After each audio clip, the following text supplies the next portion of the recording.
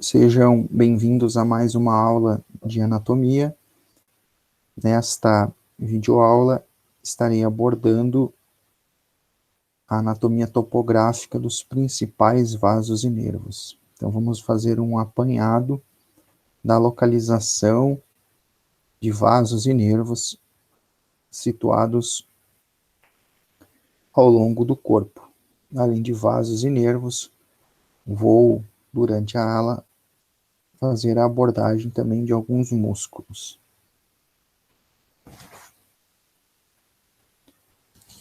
Bom, primeiramente, estamos observando uma figura da região cervical, uma figura do pescoço, onde encontramos na lateral do pescoço a presença de um músculo que chamamos de esternocleidomastoide. O esternocleidomastoide é um músculo-chave desta região, e ao observarmos nesta figura, o esternocleidomastoide está isolado nesta imagem. Agora, estamos observando também uma figura da região cervical, onde observamos a presença do esternocleidomastoide.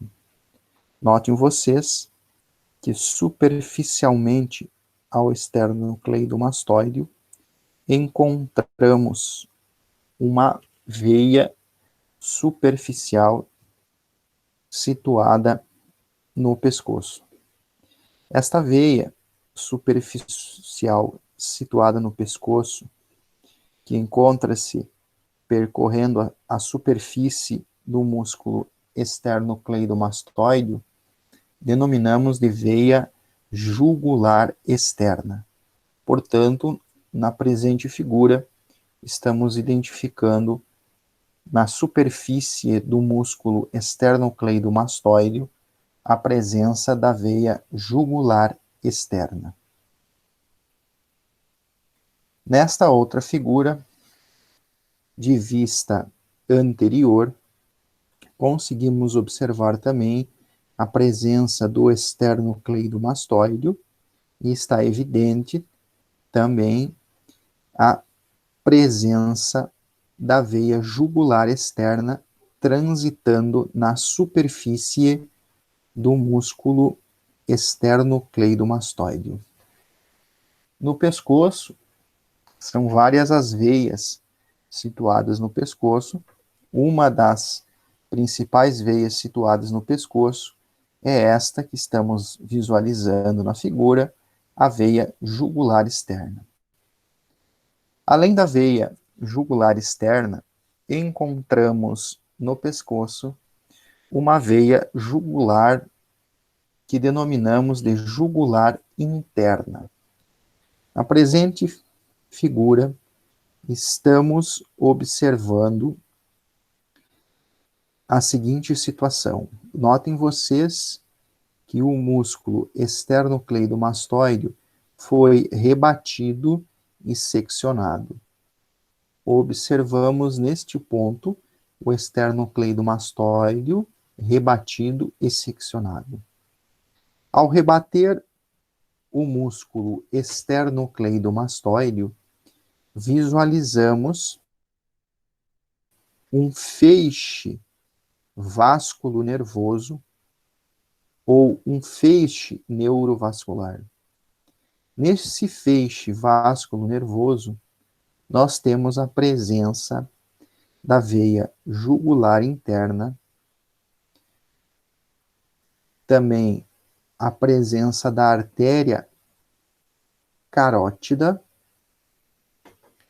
e além da carótida, observamos a presença do nervo vago. Então, ao rebatermos o músculo esternocleidomastoide, vamos encontrar um feixe vasculo nervoso. E esse feixe vasculo nervoso é constituído pela carótida, pelo nervo vago e também a veia jugular interna. A veia jugular interna é considerada uma veia profunda situada no pescoço.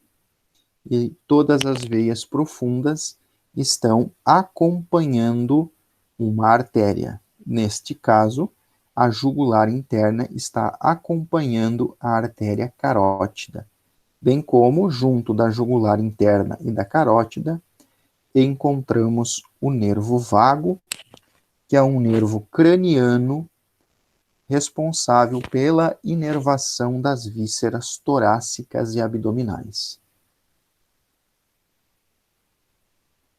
Nesta figura, visualizamos a carótida comum, além da carótida comum, a jugular interna e a presença do nervo vago compondo esse feixe vásculo nervoso do pescoço. Essas três estruturas que compõem esse feixe vásculo nervoso situado no pescoço estão posicionadas na profundidade do músculo esternocleidomastoide. Para observar a jugular interna, a carótida comum e o nervo vago, se faz necessário rebater o músculo esternocleidomastoide.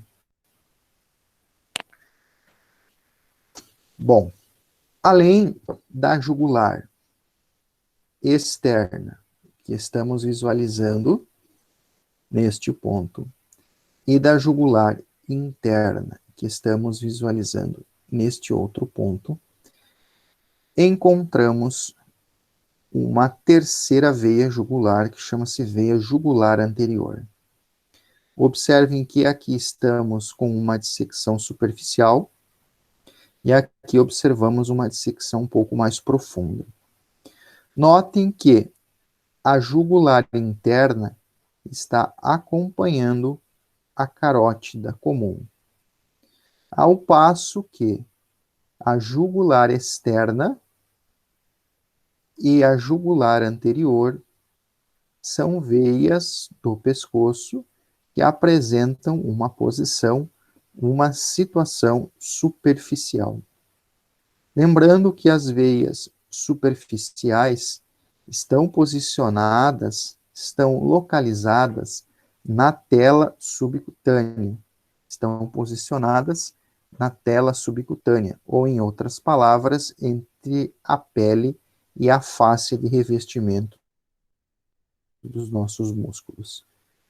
Então, como veias superficiais do pescoço, encontramos a jugular anterior e a jugular externa está transitando na lateral do pescoço, superficialmente ao músculo esternocleidomastoide. Nesta figura, conseguimos verificar o esquema das veias tributárias da jugular interna. Quando eu falo em tributária, eu estou me referindo em veias coletoras, que coletam o sangue e distribuem o sangue para uma veia de calibre maior. Então, essas veias que aparecem na figura são tributárias da jugular interna, ou seja, coletam o sangue e descarregam o sangue na jugular interna. Chama atenção para a presença de uma veia situada na face lateral do neurocrânio. Esta veia, posicionada na face lateral do neurocrânio, denominamos de veia temporal superficial. Estou abordando a veia temporal superficial por um motivo. A veia temporal superficial é uma veia que pode ser puncionada. Como esta aula é dedicada a estudantes do curso de enfermagem, convém mostrar a existência da veia temporal superficial que pode ser puncionada.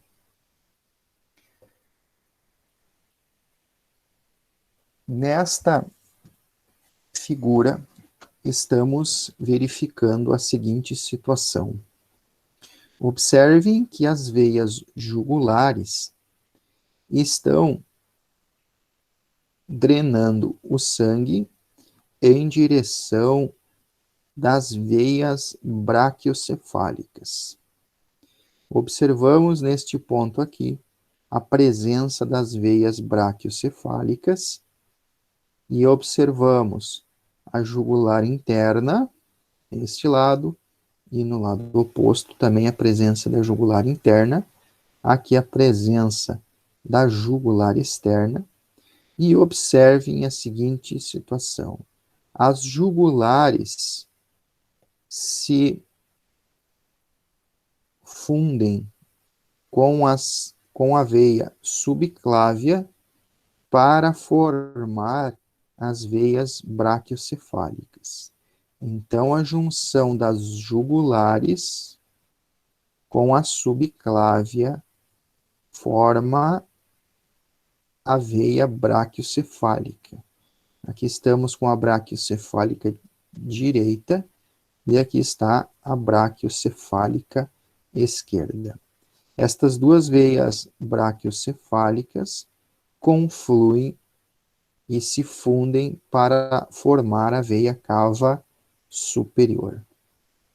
Então, aqui está a veia cava superior, formada pela fusão das duas veias braquiocefálicas, e as veias braquiocefálicas se formam da fusão das jugulares com a subclávia. Então, estudamos aí os principais vasos situados aí na região cervical, situados no pescoço. Aqui estamos visualizando a jugular interna mais a subclávia, a fusão das jugulares forma a veia braquiocefálica e a fusão das braquiocefálicas vai formar então a veia cava superior, que desemboca no átrio direito do coração. Falando em vasos do pescoço, convém comentar e mostrar a presença da artéria que transita pelo pescoço, a artéria carótida, que no primeiro momento, no primeiro instante, é chamada de carótida comum. A carótida comum bifurca-se, ramifica-se, formando assim a carótida externa, que vai fazer a irrigação do pescoço e também da face, e a carótida interna, que é responsável pela irrigação do encéfalo. Então, carótida comum bifurca-se, e da bifurcação da carótida vai surgir a carótida externa, que vai fazer a vascularização do pescoço e da face, e a carótida interna, que sobe direto para a cabeça, para fazer a vascularização do nosso encéfalo. Estamos agora observando uma figura de cadáver, e nesta figura observamos a carótida comum sofrendo a sua bifurcação, e da sua bifurcação temos a carótida externa, que libera ramos para irrigar estruturas do pescoço e libera ramos para irrigar estruturas localizadas em nossa face. Ao passo que a carótida interna adentra no crânio para fazer a vascularização do encéfalo. Nesta figura conseguimos observar também, junto com a carótida, a presença do nervo vago, e como comentei anteriormente, é um nervo craniano que vai fazer a vascularização das vísceras torácicas e abdominais. Estamos agora observando a artéria carótida interna, e a artéria carótida interna apresenta ao longo do seu trajeto 4 porções. Observamos a primeira porção da carótida interna, que localiza-se no pescoço, portanto chama-se parte cervical da carótida interna. Posteriormente, a carótida interna adentra no crânio, transitando por uma região do osso temporal, que chama-se parte petrosa do osso temporal. Então, aqui estamos observando a parte petrosa da carótida interna, que transita pela parte petrosa do osso temporal. A carótida, após passar pela parte petrosa do temporal, esta vai adentrar no interior de um dos seios da dura mater, o seio cavernoso. Então, a terceira porção da carótida interna adentra o seio cavernoso, e a terceira porção da carótida interna vamos chamar de parte cavernosa da carótida. Posteriormente,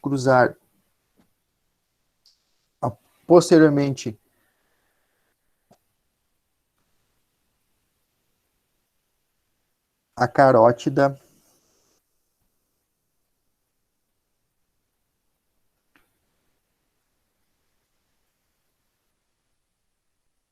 recebe o nome de parte cerebral, ou em outras palavras, quando a carótida sai do interior do seio cavernoso, esta porção da carótida que está fora do seio cavernoso chama-se parte cerebral da carótida.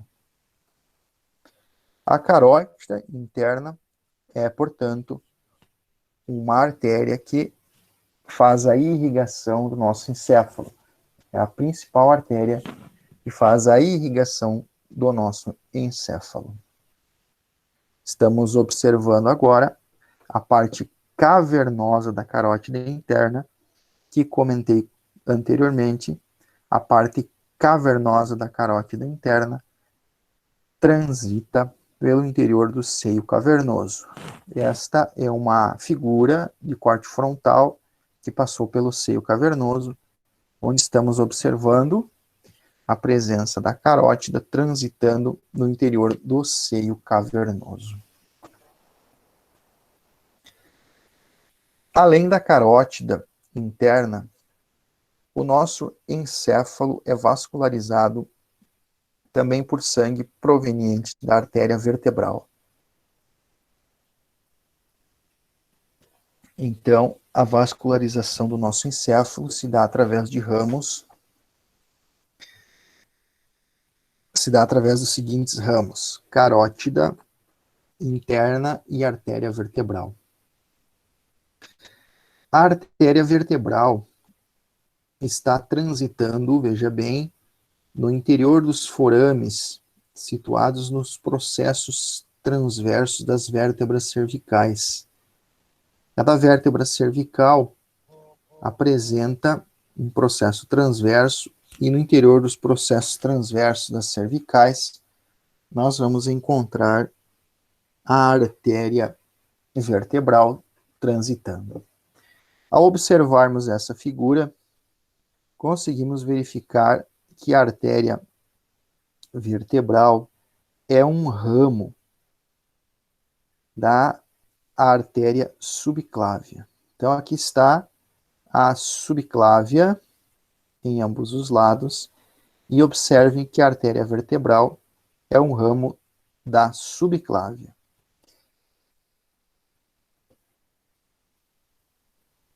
Nesta outra figura, observamos a subclávia e verificamos que a artéria vertebral está se originando da subclávia. A artéria vertebral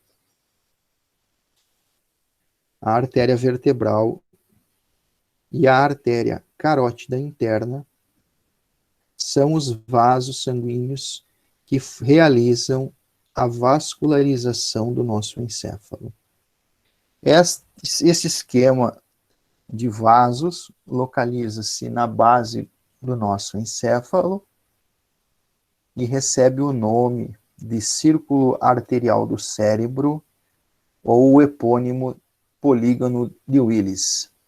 Então, na formação essa vasta rede de vasos que faz a irrigação do encéfalo, o polígono de Willis, nós temos a contribuição das artérias carótida interna e artéria vertebral. Em resumo, carótida interna e artéria vertebral são os vasos que realizam a vascularização do nosso cérebro, do nosso encéfalo, melhor dizendo.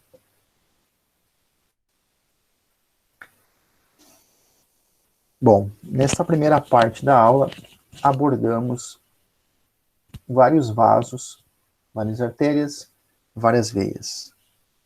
É de conhecimento que é possível realizar a punção de alguns vasos situados na cabeça e no pescoço. Primeiramente, mostrei a vocês que a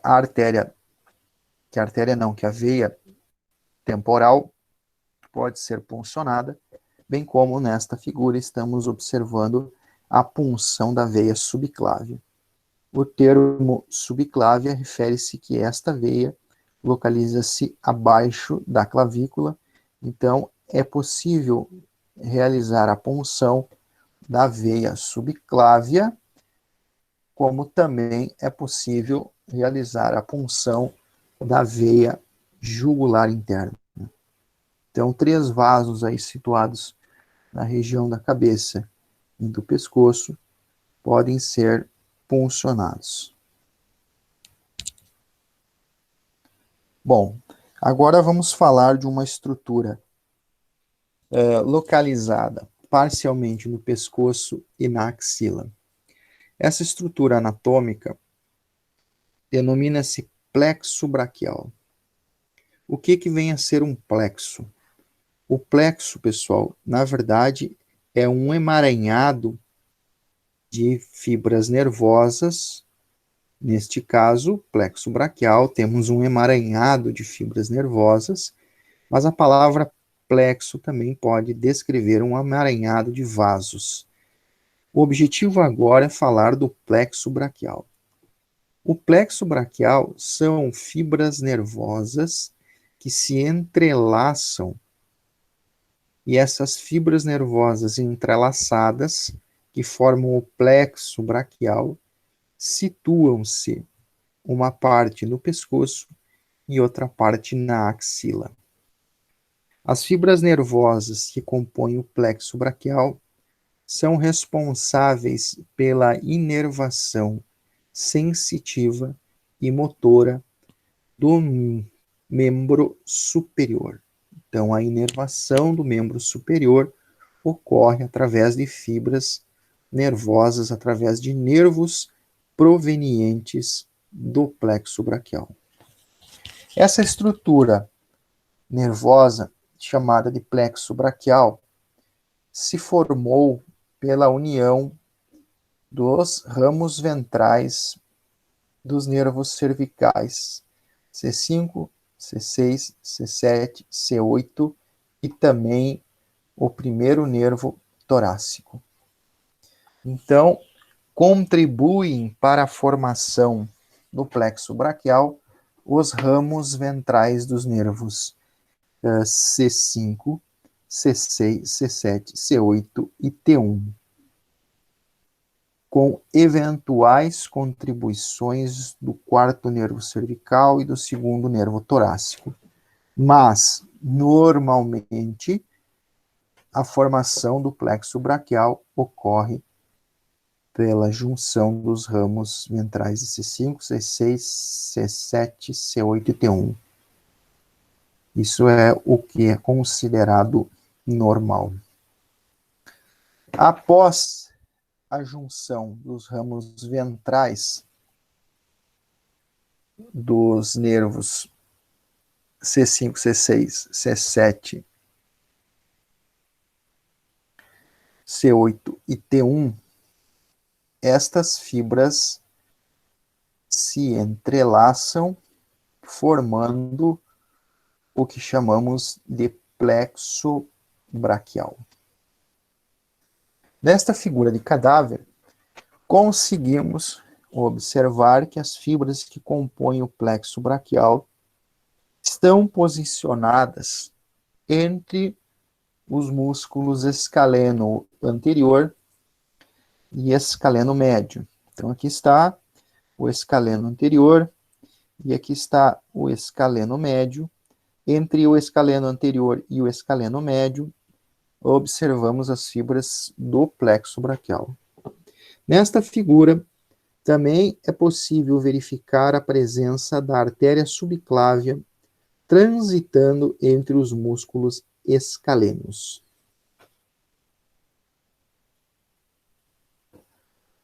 Muito bem.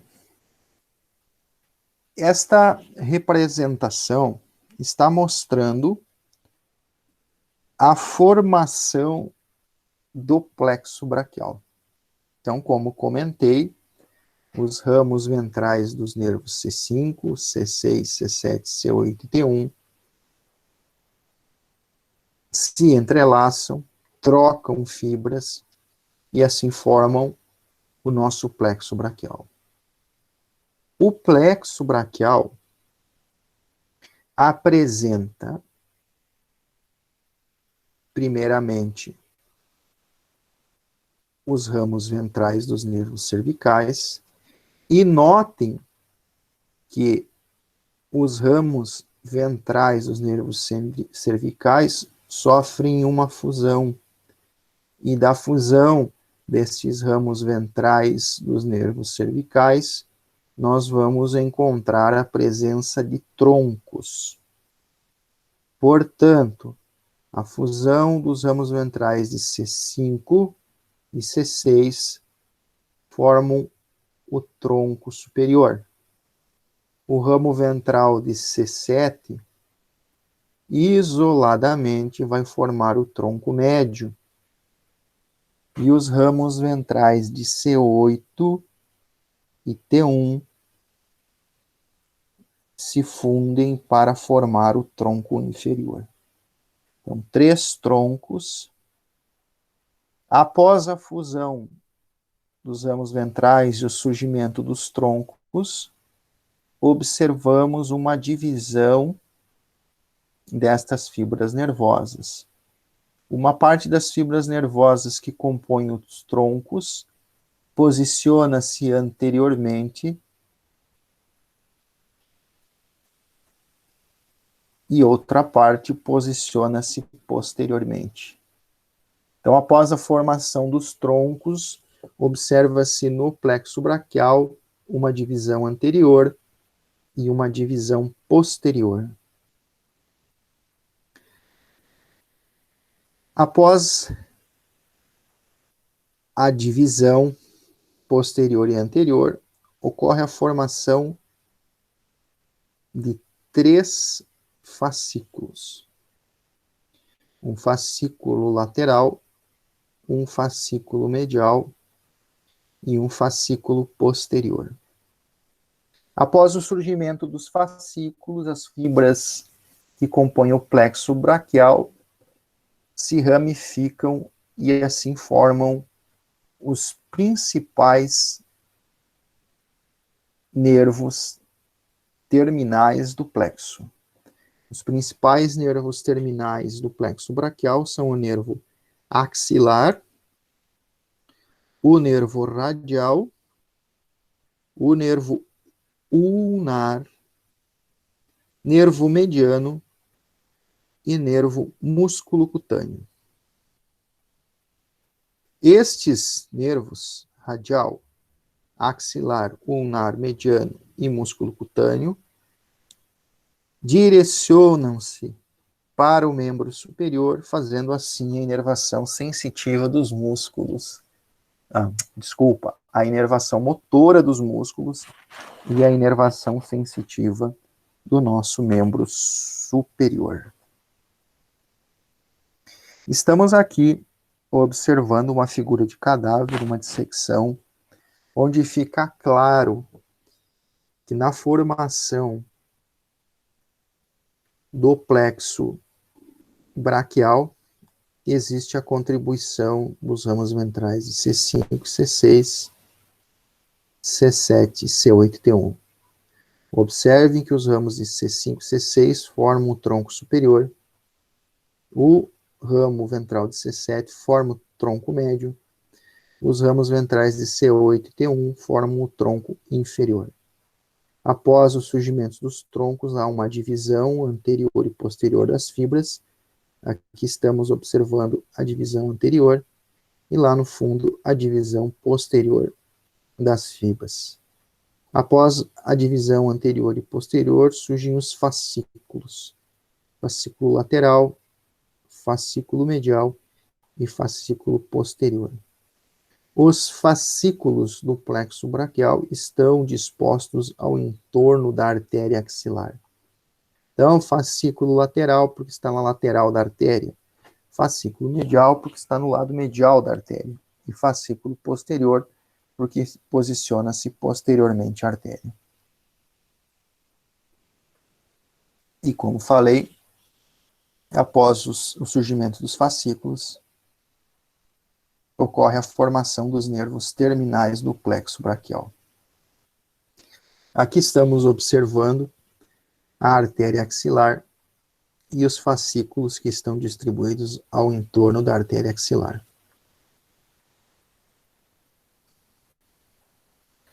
Muito bem. O plexo braquial é uma estrutura do nosso sistema nervoso periférico, onde pode ocorrer lesões das fibras do plexo braquial. As lesões do plexo braquial afetam os movimentos e a sensibilidade cutânea do membro superior.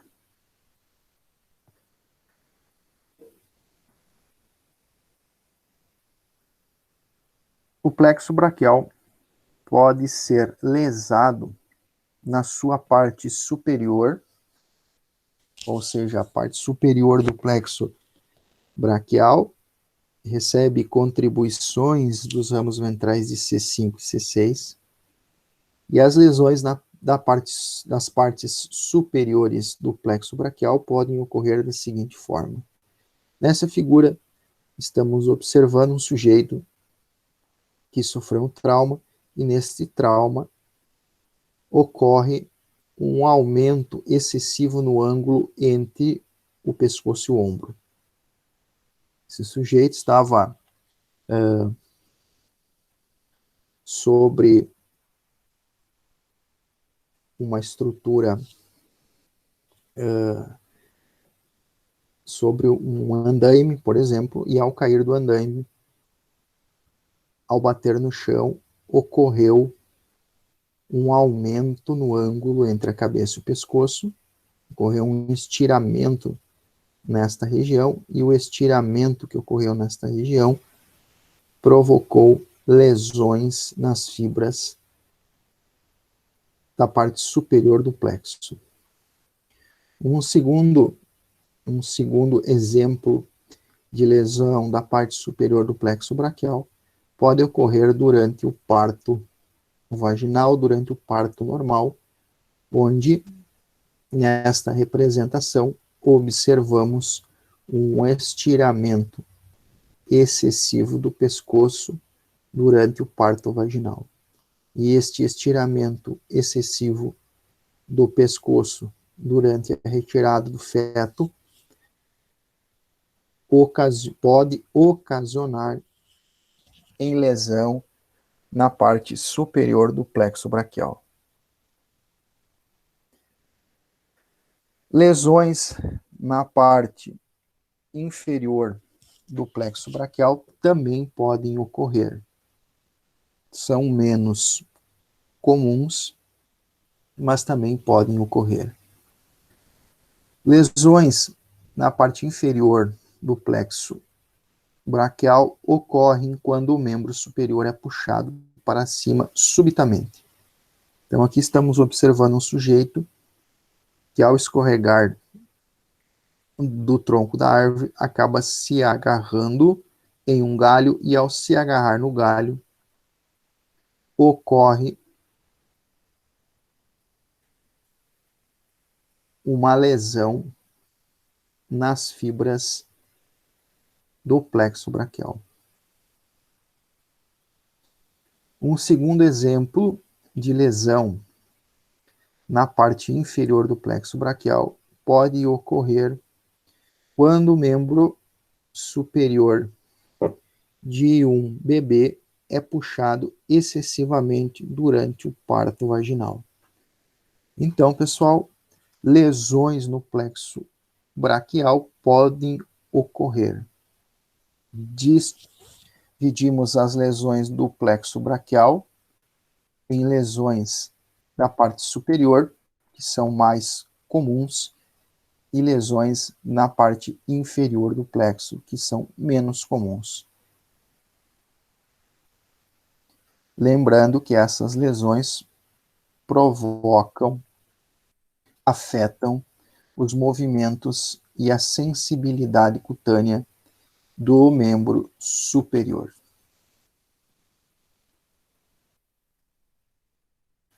Um dos nervos que origina-se do plexo braquial é o nervo axilar. O nervo axilar é um dos ramos terminais do plexo braquial. Estamos observando nesta projeção de slide a seguinte situação. O nervo axilar origina-se do fascículo posterior e após a sua origem no fascículo posterior do plexo braquial, o nervo axilar contorna, circunda o colo cirúrgico do úmero. Então, lembrando que o colo cirúrgico é este estreitamento localizado inferiormente à cabeça e inferiormente aos tubérculos. O nervo axilar circunda o colo cirúrgico e direciona-se para o músculo deltoide, músculo redondo menor, onde este faz a inervação do deltoide redondo menor. Como é de conhecimento dos estudantes do curso de enfermagem, o músculo deltoide é um local utilizado para a aplicação de medicação intramuscular. Ao aplicar uma medicação intramuscular no deltoide, pode ocorrer lesão no nervo axilar. Não estou afirmando que vai ocorrer, estou afirmando que pode ocorrer. Por que pode ocorrer lesão no nervo axilar? Porque o nervo axilar está posicionado aqui nas adjacências do músculo deltoide. Então, é uma região, o músculo é um local que pode ser aplicado medicação intramuscular, mas não é uma região livre de complicações, porque pode ocorrer uma lesão no nervo axilar e também pode ocorrer comprometimentos que estão relacionados com a vascularização e a drenagem desta região. Observamos aqui, acompanhando o nervo axilar, a presença de uma artéria, a artéria circunflexa anterior e a artéria circunflexa posterior também estão posicionadas nas adjacências aí do músculo deltoide. Então, uma injeção intramuscular no deltoide pode levar a complicações que estão relacionadas com o nervo axilar e com os vasos dispostos nesta região. Observamos agora uma imagem de vista posterior do braço, onde verificamos o nervo radial também provém do plexo braquial, e aqui estamos observando, então, a parte posterior do braço, onde localiza-se o músculo tríceps braquial, e observe vocês que o nervo radial está localizado nas adjacências do tríceps braquial e este está transitando entre a cabeça lateral do tríceps braquial e a cabeça média do tríceps braquial. Então, o nervo radial posiciona-se entre as cabeças lateral e medial do tríceps braquial.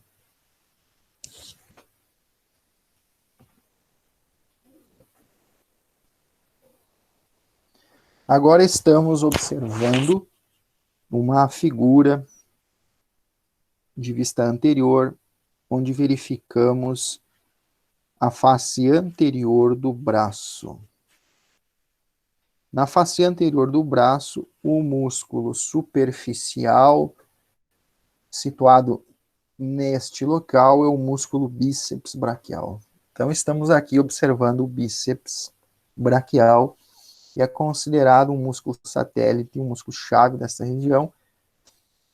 Utiliza-se o bíceps braquial como ponto de referência para identificar várias estruturas anatômicas que estão nas suas adjacências. Observem no lado medial do bíceps braquial a presença de um feixe de vasos e nervos, um feixe vasculo-nervoso ou um feixe neurovascular.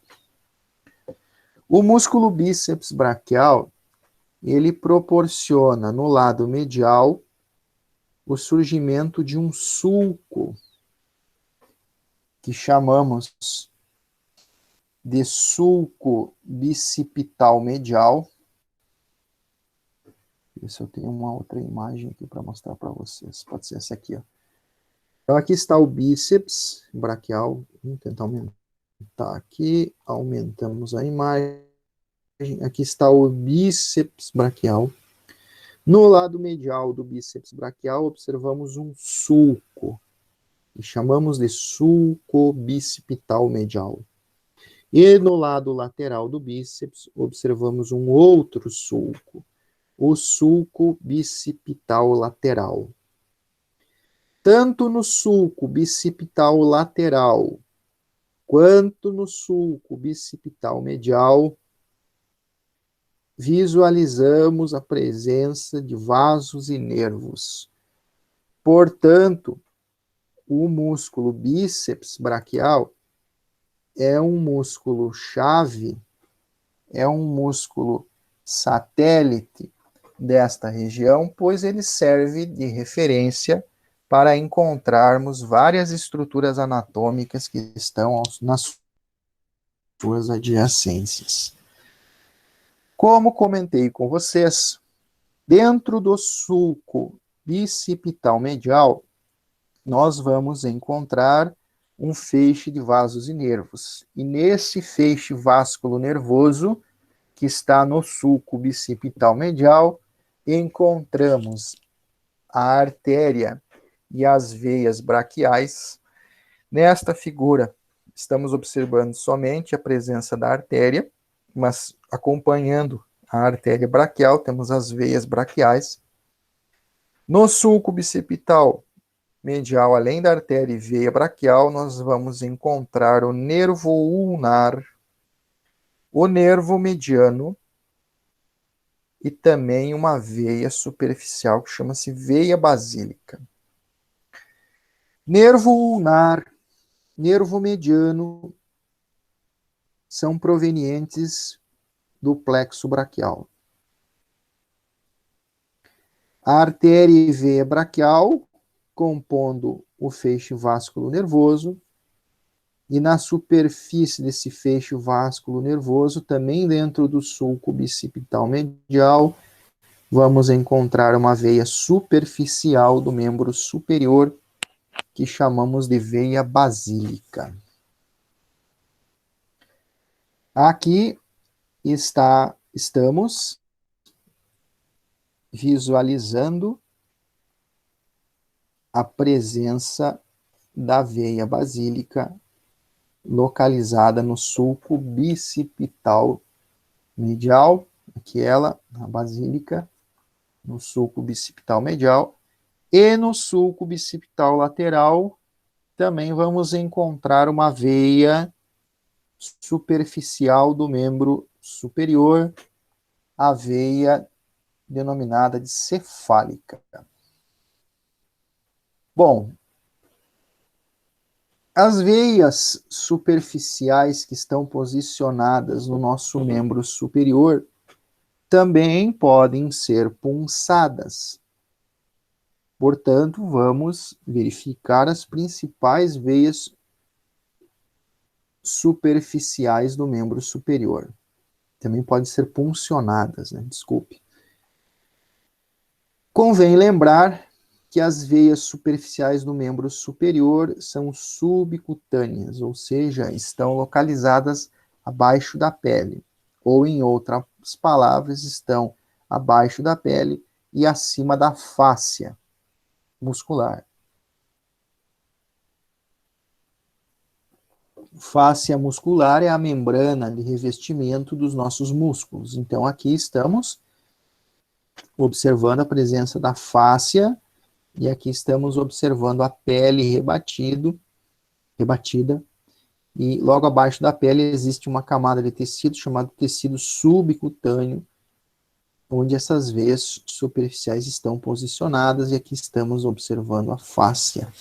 Então, as veias superficiais estão entre a pele e a fáscia muscular.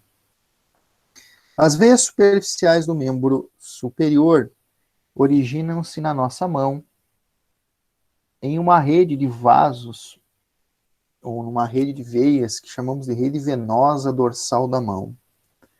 Na figura, estamos observando o dorso da mão, e no dorso da mão é visível a presença da rede venosa dorsal da mão.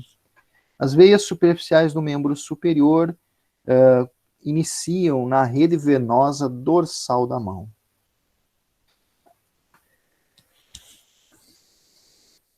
No membro superior, existem 3 veias superficiais que são consideradas mais importantes. Vamos começar a falar da veia cefálica, localizada lá no membro superior. A veia cefálica, a origem dela, como já comentei, é na rede venosa dorsal da mão. A veia cefálica está transitando, veja bem, sempre pelo lado lateral do membro superior. A veia cefálica está situada sempre na lateral. Veja no antebraço, a veia cefálica situada lateralmente. A veia cefálica está subindo, está ascendendo pelo antebraço, sempre pelo lado lateral. Aqui na fossa cubital, observamos a cefálica sempre do lado lateral. Após cruzar a fossa cubital, a cefálica chega no braço, e no braço observamos a veia cefálica no lado lateral, ou melhor, situada no sulco bicipital lateral. Após transitar pelo braço dentro do sulco bicipital lateral, a cefálica vai cruzar entre os músculos peitoral maior e deltoide. Então, aqui está ela transitando por uma canaleta, por um sulco existente entre o peitoral maior e o deltoide. Após transitar entre as fibras do peitoral maior e do deltoide, a veia cefálica adentra em uma região triangular, denominada de trígono clave peitoral, e ao adentrar no trígono clave peitoral, a veia cefálica vai desembocar, vai desaguar na veia axilar. Estamos observando agora uma figura de um sujeito famoso, ator de Hollywood, chamado Arnold Schwarzenegger, que depois foi governador, se eu não me engano, no estado da Flórida. E o Schwarzenegger, na sua juventude, era atleta de fisiculturismo. E aqui conseguimos observar, então, na na superfície do membro superior a presença, olha, no lado lateral da veia cefálica. Aqui no antebraço, a veia cefálica transitando pelo lado lateral. Veja só, no braço, a cefálica transitando pelo lado lateral. E aqui a cefálica está passando pela canaleta, pelo sulco existente entre o peitoral maior e o deltoide, e nesse ponto aqui, nesta região, a cefálica está adentrando o trígono clave peitoral para então desembocar na veia axilar. Vamos conhecer agora uma segunda veia superficial do membro superior, a veia basílica. A veia basílica, em resumo, sempre transita pelo lado medial. Observamos a basílica no antebraço, transitando pelo lado medial. Na fossa cubital, a basílica também vai estar disposta no lado medial. No braço, a basílica transita pelo lado medial, e quando transita pelo lado medial no braço, a basílica vai estar no sulco bicipital medial. Neste ponto, mais ou menos no terço médio do braço, a veia basílica perfura a fáscia braquial e assim desemboca, assim deságua na veia braquial. Então, até o presente momento, conhecemos duas veias superficiais do membro superior, a basílica, que fica no lado medial, e a cefálica, que fica no lado lateral. A basílica e a cefálica se comunicam através da veia intermédia do cotovelo. Em frente à articulação do cotovelo, encontramos uma fossa, que denominamos de fossa cubital. Dentro da fossa cubital, vamos encontrar a veia intermédia do cotovelo, fazendo a comunicação da cefálica com a veia basílica. Esta veia intermédia do cotovelo é geralmente utilizada para coleta de sangue para exames laboratoriais. Então, quando se faz a coleta de sangue para exame laboratorial, a veia cefálica é uma das veias que pode ser puncionada aqui no membro superior.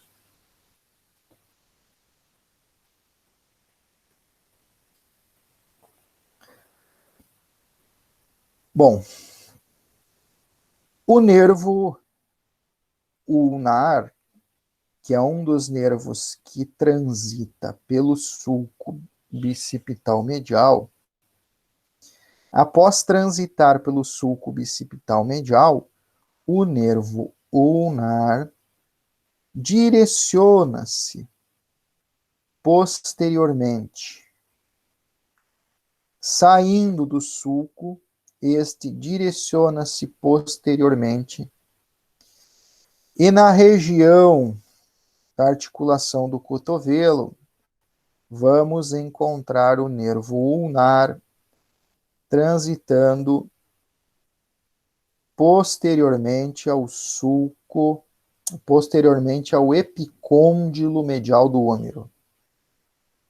Nesta figura, verificamos o nervo ulnar transitando posteriormente ao epicôndilo medial do úmero. Neste local, onde o nervo ulnar está situado posteriormente ao epicôndilo medial do úmero, não há músculo recobrindo o nervo. Verifique na presente figura o nervo ulnar descoberto, desprotegido. É comum, quando batemos o cotovelo sobre uma superfície rígida, é comum a compressão do nervo ulnar. Então, todos que estão assistindo a aula nesse momento provavelmente já bateram o cotovelo sobre uma superfície rígida, comprimindo o nervo ulnar. Nesse momento, você vai sentir uma dor irradiada por todo o trajeto do nervo ulnar.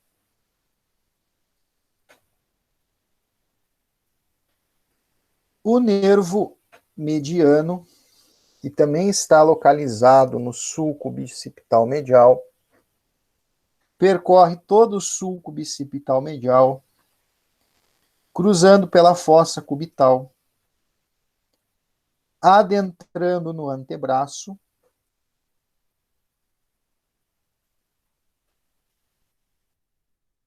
Aqui visualizamos o nervo mediano transitando pelo antebraço. E o nervo mediano direciona-se até a mão.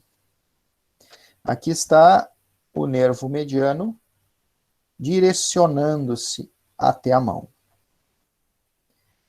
Estamos observando aqui a face anterior do antebraço e a palma da mão. No punho, encontramos um local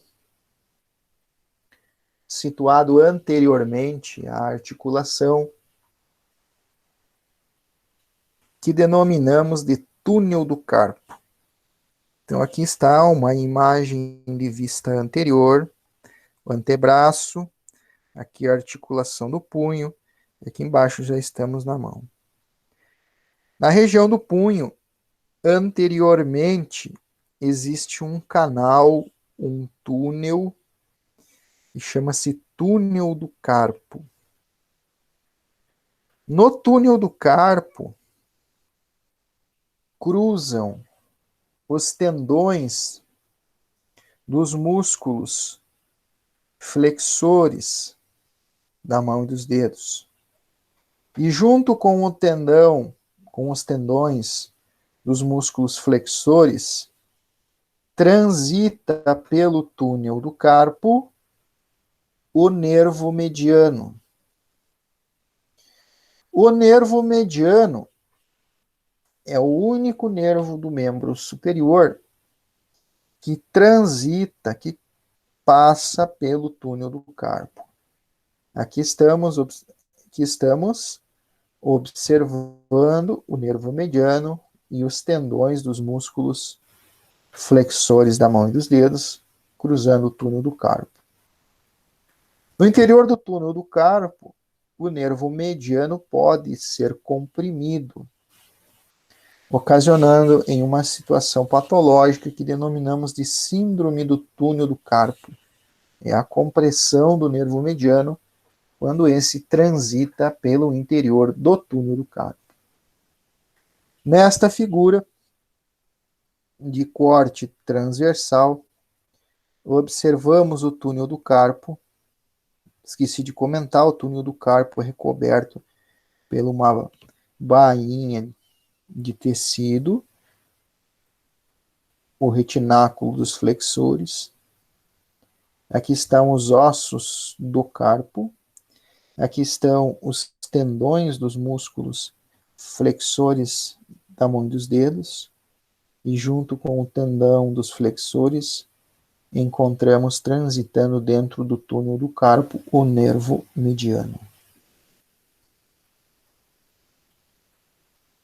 Muito bem. Vamos agora abordar o plexo lombosacral. Como foi comentado no início da aula, plexo pode ser definido como um emaranhado de fibras que se entrelaçam. O plexo lombosacral se formou pela união dos ramos ventrais dos nervos espinhais de T12 até S4. Então, os ramos ventrais dos nervos espinhais de T12 até S4 se entrelaçam, formando, então, o chamado plexo lombosacral. O plexo lombosacral fornece suprimento nervoso para os membros inferiores, assoalho pélvico e também para a parte inferior da parede do abdômen. Este plexo, denominado de lombo sacral, pode ser dividido em plexo lombar e plexo sacral. Então, para a questão de descrição, se divide o plexo lombo sacral em duas porções, o plexo lombar e plexo sacral. Plexo lombar é formado pelos ramos ventrais de T12 até L4, e plexo sacral é formado pelos ramos ventrais de L4 até S4. Então, aqui estamos com uma imagem dos ramos ventrais que se entrelaçaram para formar o plexo lombar. E aqui estamos com a representação dos ramos ventrais que se entrelaçaram para formar o plexo sacral. E por questões descritivas, fica mais fácil o ensino do plexo lombosacral quando esse é dividido em duas porções. Nesta figura, estamos observando a parede posterior do abdômen. Notem vocês que na parede posterior do abdômen situam-se os ramos terminais provenientes do plexo lombar. Quando eu falo em ramos terminais, eu estou me referindo aos nervos terminais provenientes do plexo lombar. Observamos na parede posterior do abdômen a presença dos nervos ilho hipogástrico e ilho inguinal, que, em resumo, são nervos que fazem a inervação da parede anterolateral do nosso abdômen. Também observamos a presença do nervo cutâneo lateral da coxa, que vai fazer a inervação cutânea da lateral de nossa coxa. Também observamos, emergindo do plexo lombar, o nervo femoral. Este nervo femoral faz inervação dos músculos do grupo anterior da coxa. Observamos também, emergindo do plexo lombar, a presença do nervo gênito-femoral, que é um nervo sensitivo da região da genitália e também da região do trígono femoral. E, por fim, observamos o nervo obturatório, emergindo do plexo lombar, o nervo obturatório responsável pela inervação motora dos músculos do grupo medial da coxa. Então, estes 6 nervos são os ramos terminais do plexo lombar. Agora estamos observando as fibras que compõem o plexo sacral. Aqui encontramos uma estrutura que faz a junção do plexo lombar com o plexo sacral. Então, essas fibras nervosas do tronco lombosacral fazem a união do plexo lombar com o sacral. Mas por questões didáticas, vamos abordar o plexo sacral separadamente. Aqui estamos observando, então, os principais nervos terminais provenientes do plexo sacral. Então, observamos a presença dos nervos glúteos superior e inferior, que fazem inervação da musculatura da região glútea. Observamos o nervo pudendo, que é um nervo que faz a inervação aí da região genital, região anal também. O nervo cutâneo posterior da coxa, que, como o nome está dizendo, é um nervo cutâneo da parte posterior da coxa. E aqui está o principal nervo proveniente do plexo sacral. O principal nervo proveniente do plexo sacral é o nervo ciático, que anatomicamente é chamado de isquiático. Então, o nome anatômico do nervo ciático é isquiático, tá? A maioria dos livros de anatomia vai chamar o ciático de isquiático. Então, o nome anatômico isquiático. Mas o nome mais utilizado é ciático. Bom, as fibras que compõem o plexo sacral encontram-se na parede posterior da pelve. Aqui está o sacro e observamos que as fibras que compõem o plexo sacral estão situadas na parede posterior e também na parede lateral da pelve. Aqui uma imagem de dissecção, onde observamos o sacro. Aqui observamos a parede póstero-lateral da pelve. E na parede póstero-lateral da pelve nós vamos encontrar fibras nervosas que entram na composição do plexo sacral.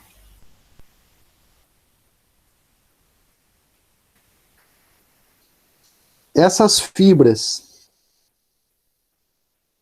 provenientes do plexo sacral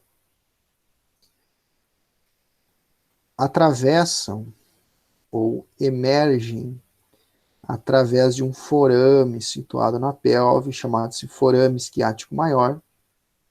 E essas fibras, após cruzarem o forame isquiático maior, passam da pelve para a região glútea. Então, primeiramente, as fibras do plexo sacral estão na pelve e, ao cruzarem pelo forame isquiático maior, essas fibras alcançam a região glútea.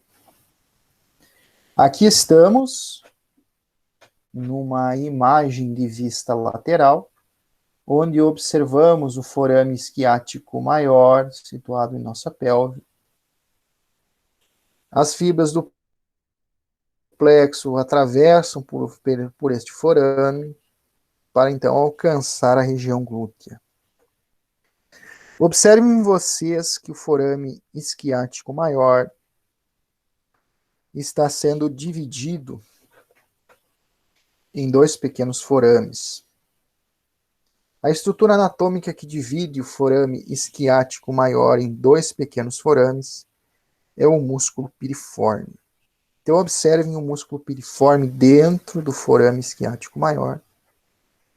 E o músculo piriforme subdividiu, digamos assim, o forame isquiático maior em dois pequenos forames. Acima do músculo piriforme, nós vamos encontrar o forame suprapiriforme. E abaixo do músculo piriforme, nós vamos encontrar o forame infrapiriforme. Os nervos do plexo sacral cruzam, ora, pelo forame supra ou pelo forame infrapiriforme. Nesta figura, que demonstra a região glútea, conseguimos observar o músculo piriforme. Acima do piriforme, a presença do forame isquiático, a presença do forame suprapiriforme, e abaixo, a presença do forame infrapiriforme. Pelo forame suprapiriforme, cruzam o nervo glúteo superior,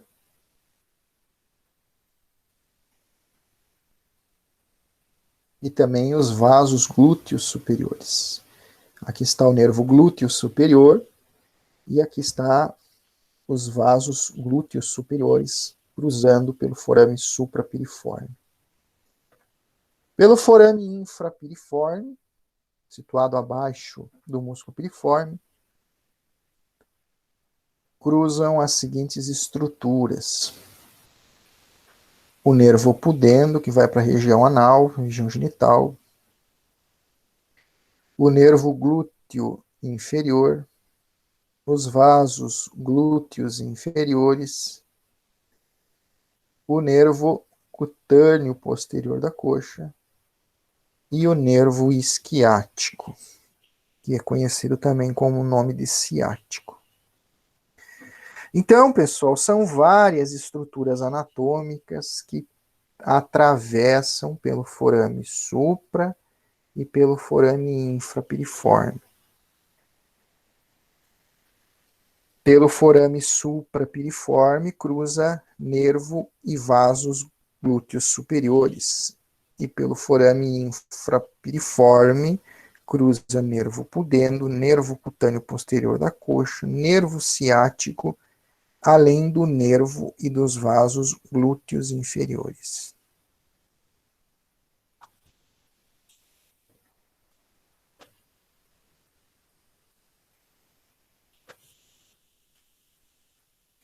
Aqui estamos observando dissecções da região glútea, onde observamos variações anatômicas que podem ocorrer no nervo isquiático. Mas observem aqui nesse ponto a presença do músculo piriforme e inferiormente às fibras do piriforme cruza o nervo isquiático. Aqui o nervo isquiático cruzou abaixo das fibras do piriforme, mas já se ramificou nos seus ramos terminais, que é o nervo tibial e o nervo fibular comum. Aqui nós temos o piriforme e aqui também piriforme. E aqui nós percebemos que as fibras que compõem o ciático, uma parte saiu por entre as fibras do piriforme e outra parte saiu abaixo das fibras do piriforme. Então, variações anatômicas podem ocorrer no nervo isquiático. Mas o foco da aula não é tratar de variações anatômicas, eu só trouxe as imagens para mostrar realmente que o nervo isquiático cruza pelo forame infrapiriforme abaixo das fibras do músculo piriforme. Como é de conhecimento dos estudantes do curso de enfermagem, a região glútea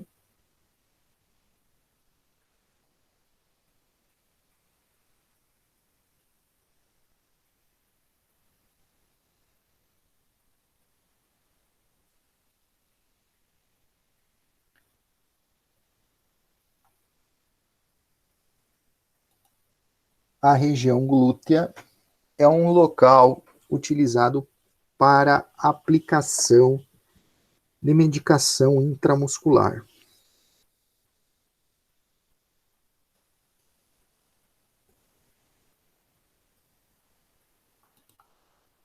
Como vimos, na região glútea, cruzam, cruzam vários nervos e também vasos. Então, é uma região onde situam-se várias estruturas anatômicas que podem ser puncionadas pela agulha durante a aplicação de uma medicação intramuscular. Para fugir dessas estruturas anatômicas que estão situadas na região glútea, há uma região específica aonde a probabilidade de atingir alguma estrutura anatômica da região glútea é muito baixa. Estamos observando a região glútea e se traçarmos na região glútea uma linha vertical e uma linha horizontal, observamos a presença de 4 quadrantes. Um quadrante lateral superior, um quadrante lateral inferior, um quadrante medial superior e um quadrante medial inferior.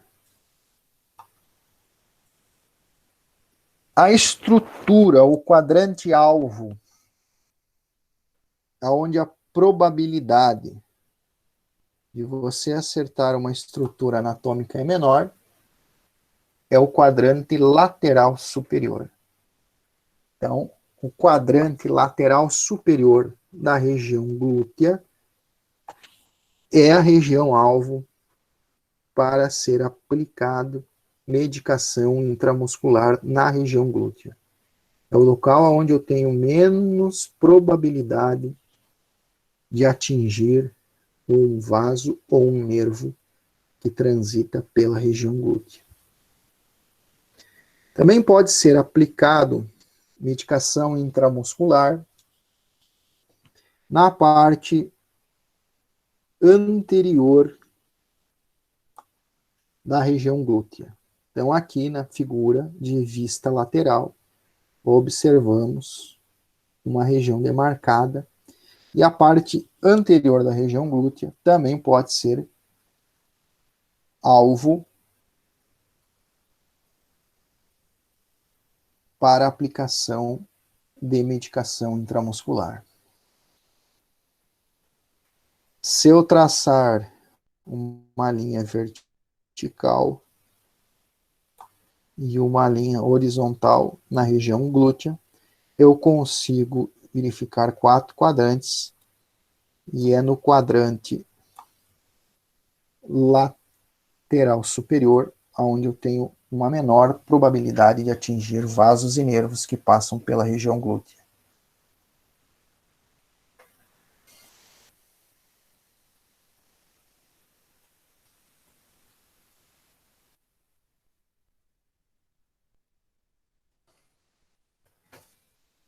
A parte anterior da região glútea, como comentei, pode ser um local para aplicação de medicação intramuscular.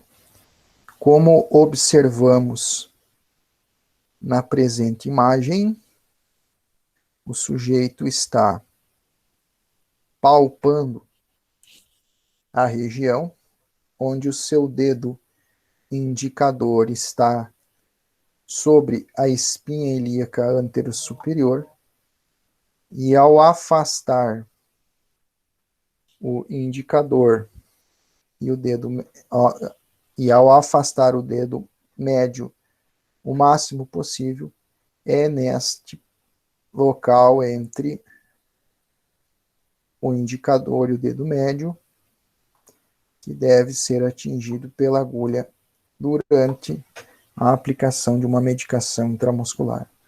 Então, a estrutura de referência é palpar a espinha ilíaca anterosuperior com o dedo indicador, afasta o máximo possível o dedo médio do indicador e nesta região demarcada em vermelho é o local alvo para aplicação de uma medicação intramuscular na parte anterior da região glútea.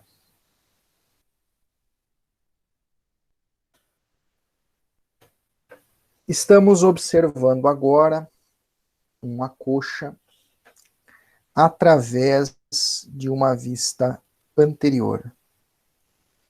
E nesta figura de vista anterior está demarcado, próximo aqui do órgão genital, a presença de uma região de formato triangular que denominamos de trígono femoral. Este trígono femoral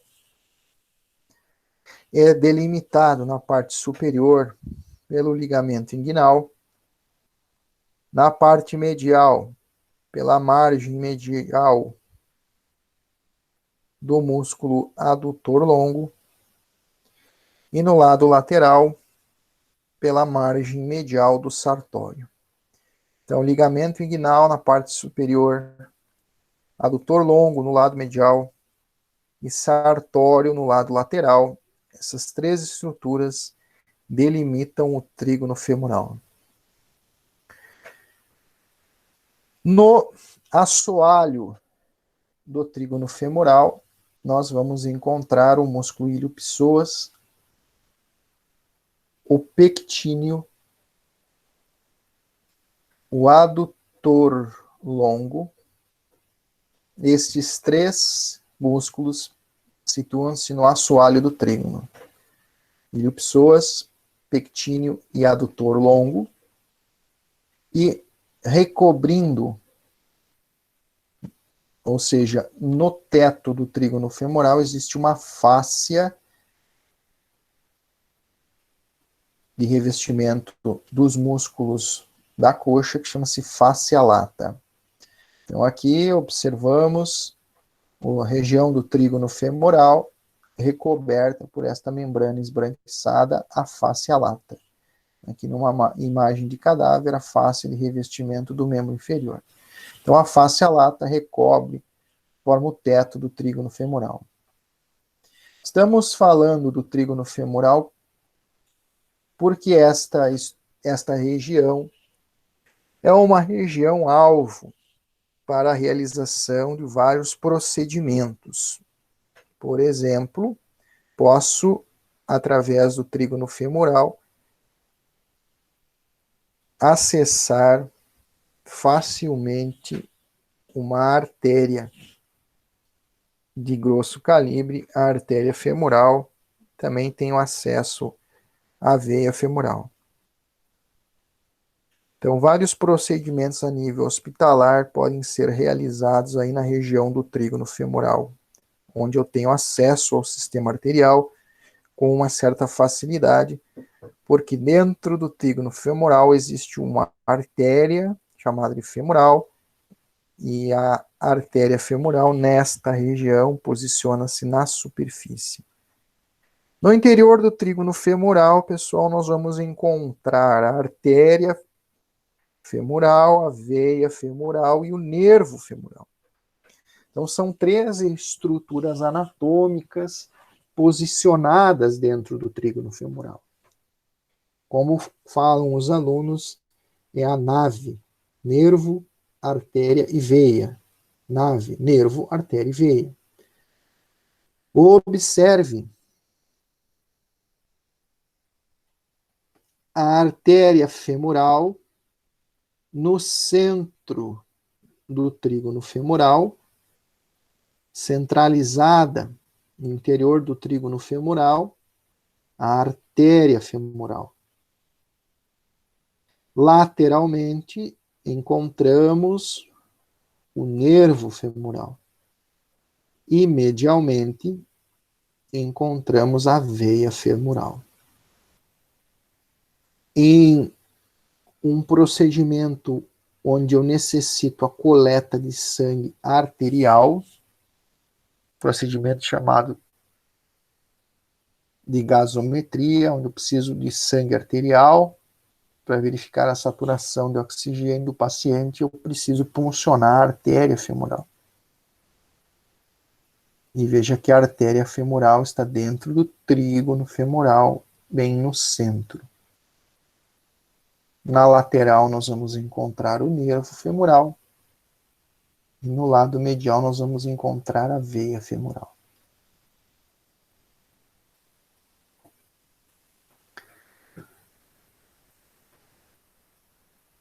Estamos agora observando os músculos que estão localizados na loja muscular anterior da coxa. Na loja muscular anterior da coxa, encontramos ilho, psoas, sartório e quadríceps.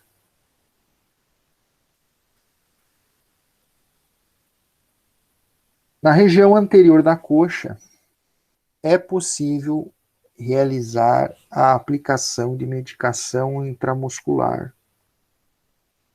Como observamos na figura, o grupo muscular anterior da coxa é bem amplo. Qual é o local exato onde eu posso realizar a aplicação de uma medicação intramuscular na loja ou no grupo muscular anterior da coxa? Observamos agora a divisão do quadríceps femoral. O quadríceps femoral é dividido em 4 partes. O reto femoral, que está bem no centro, vasto lateral na lateral, vasto medial no lado medial e na profundidade vasto intermédio. Das 4 porções do quadríceps, qual porção é utilizada para aplicação de uma medicação intramuscular? A porção utilizada é o vasto lateral. Então, aqui na região lateral da coxa, posso fazer a aplicação de um medicamento intramuscular. Por que aqui no vasto lateral e não no vasto medial? Lembra que os vasos femorais estão no interior do trígono. E após cruzarem pelo interior do trígono, estes vasos femorais direcionam-se para baixo. E quando direcionam-se para baixo, esses vasos femorais vão transitar exatamente aqui, ó, nesta região entre os adutores e o sartório e o vasto medial. Então, nesta região, se você aplicar uma medicação aqui no lado medial, você pode atingir esses vasos femorais. Então, na coxa, o local para a utilização, para a aplicação, melhor dizendo, de medicação intramuscular, é na lateral da coxa, onde você vai atingir o músculo vasto lateral. Na região posterior da coxa, não se faz aplicação intramuscular, porque existe um grande nervo transitando entre os músculos da loja posterior. Observem aqui o nervo ciático ou nervo esquiático transitando entre os músculos da loja posterior.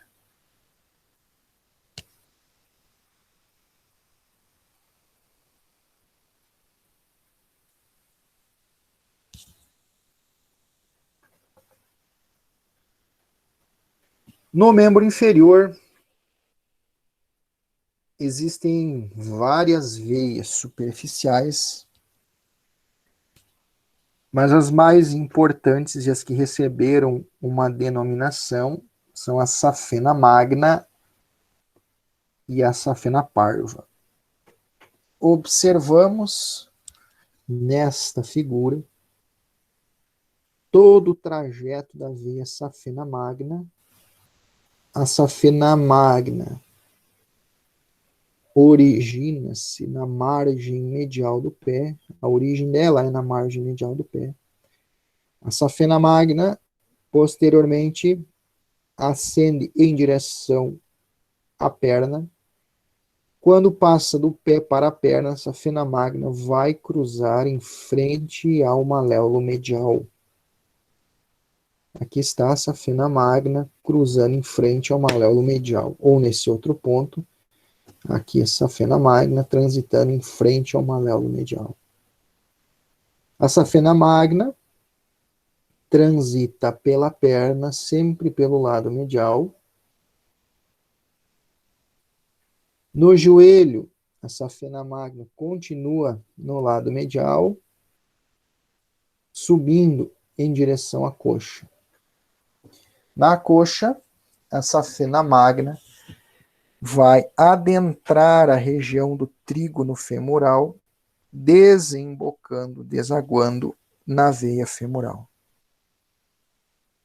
A safena magna é um vaso que pode ser utilizado para a realização de um procedimento de revascularização do miocárdio que denominamos de ponte de safena.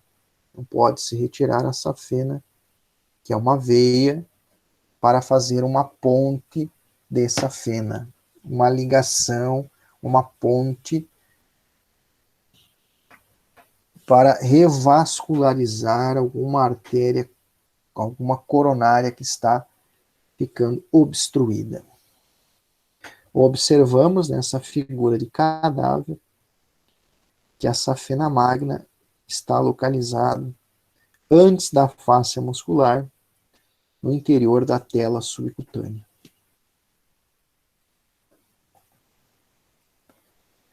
Agora, estamos observando a face posterior da perna. Na face posterior da perna, vamos encontrar uma safena que denominamos de safena parva. A safena parva apresenta sua origem, o seu início ocorre na margem lateral do pé, e após originar-se na margem lateral do pé, a safena parva sobe, ascende na face posterior da perna. Veja que na face posterior da perna ela está posicionada superficialmente ao músculo gastrocnêmio. E a safena parva vai adentrar a fossa poplítea, desembocando na veia poplítea. Então, os vasos superficiais do membro inferior, os mais famosos, são a safena magna e a safena parva.